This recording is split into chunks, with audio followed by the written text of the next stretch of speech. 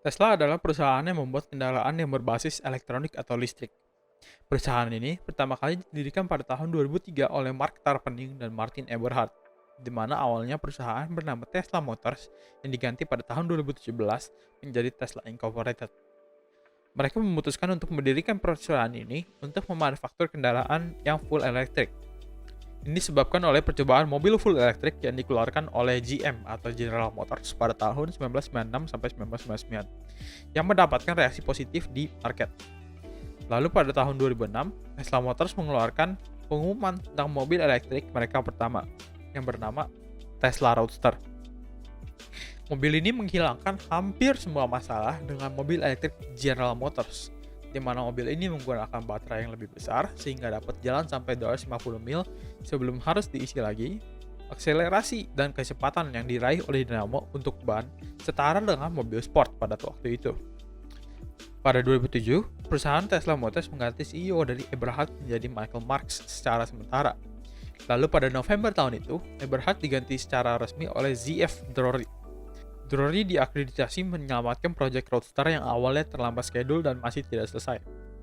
Lalu pada tahun 2008, Eberhard dan Tarpenning keluar dari perusahaan Tesla secara keseluruhan. Tidak lama setelah itu, Roadster pertama keluar dengan harga $100.000. Tidak lama setelah itu, pada tahun 2008, Elon Musk mengambil alih Tesla dan pada waktu yang sama, karena sales Tesla Roadster yang kurang sukses, Tesla Motors sekarang mengalami krisis moneter dan memulai untuk mencoba menyelesaikan masalah tersebut. Jadi pada tahun itu juga, Daimler AG membeli 10% dari perusahaan Tesla Motors sebesar 10 juta USD, dan Tesla Motors sendiri mendapatkan pinjaman dari Departemen Energi sebesar 456 juta USD. Selain itu, untuk menaikkan uang kapital short term, Tesla Motors membuat keputusan untuk membuka stok di Nasdaq dengan harga $17 per share dan akhirnya Tesla Motors mendapatkan 226 juta USD. Per tahun 2008, Tesla Motors mengumumkan bahwa mereka akan mencoba untuk menurunkan harga mobil untuk lebih ke pasar konsumen, di mana langkah pertama dapat dilihat pada tahun 2011 dengan pengumumannya ada keluarnya Tesla Model S, sebuah mobil full elektrik dengan desain seperti sedan yang berharga di $78.000, yang masih tergolong mahal tapi lebih ke arah market konsumen. Model S akhirnya dimulai diproduksi pada tahun 2012 dan mendapatkan sukses komersial di market konsumen. Selain mengeluarkan Model S, mereka juga mengeluarkan stasiun-stasiun charge untuk mobil Tesla yang dapat mencas Model S dengan sangat cepat dibandingkan dengan model Roadster sebelumnya. Selain itu, mereka juga mengupgrade stasiun charging di rumah dan membuat charging Model S menjadi lebih cepat. Lalu, pada tahun 2014, Tesla Motors mengumumkan bahwa akan dibangun sebuah mega pabrik di mana sebuah parts-parts seperti baterai dan chassis mobil akan dibangun. Sejak itu, ambisi perusahaan membesar dan pada tahun 2015, Tesla Motors mulai memberikan opsi-opsi untuk tenaga solar dan aksesoris-aksesoris untuk membuat energi off the grid yang relatif murah untuk pasar konsumen.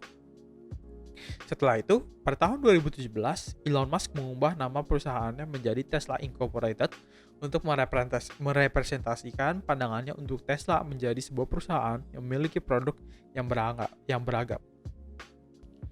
Revolusi memang dibutuhkan untuk mengubah wajah dunia, tak sekedar melakukan perbaikan yang ada, tetapi mengubah semuanya menjadi baru.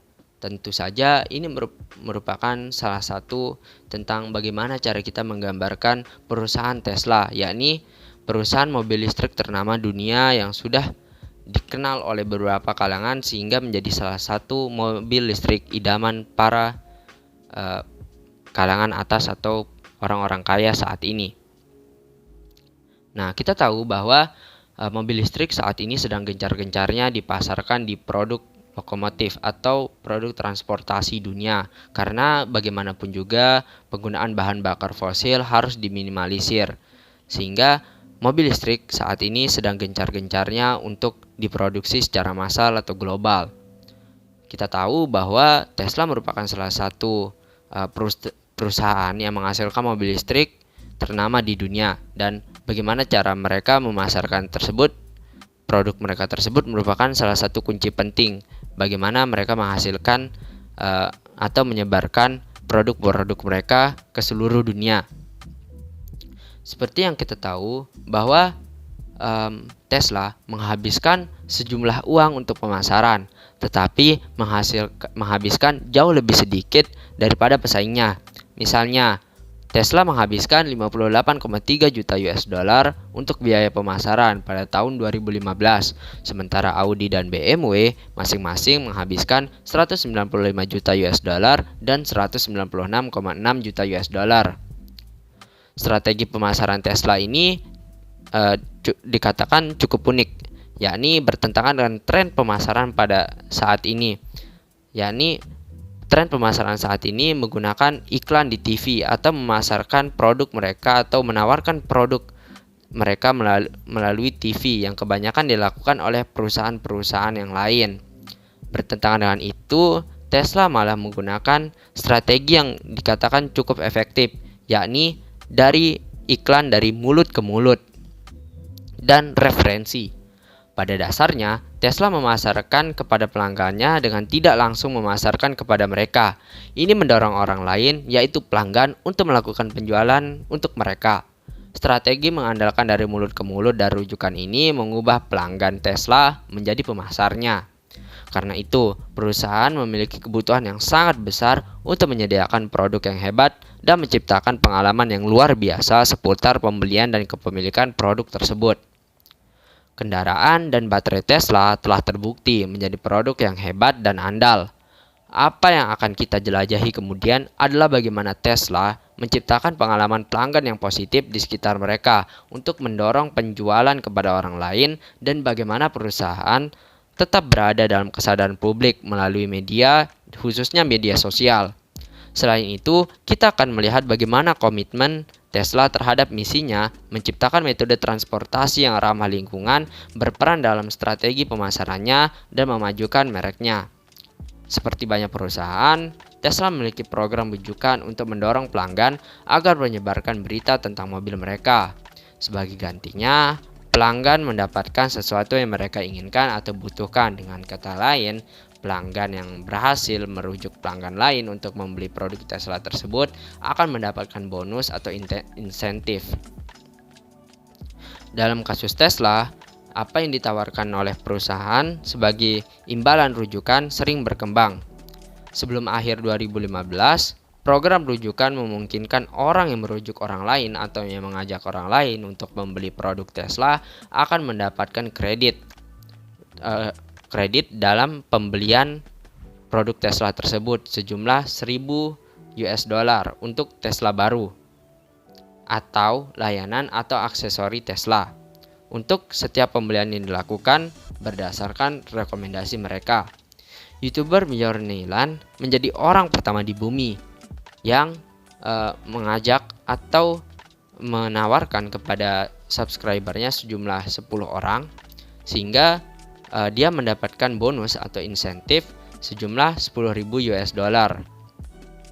Dan ditambah dia juga mendapatkan tour berupa Tesla Gigafactory dan model edisi pendiri gratis yang ke-10, yakni salah satu model mobil listrik terbaru milik Tesla. Nah, strategi marketing ini kita katakan cukup efektif, seperti yang dipaparkan pada kasus-kasus tersebut, bahwa strategi marketing ini tidak terlalu memakan biaya pada cara pemasarannya. Cukup bagaimana cara kita memuaskan pelanggan melalui produk yang sudah ditawarkan, dan ini merupakan salah satu inovasi dalam strategi pemasaran yang sudah dilakukan Tesla.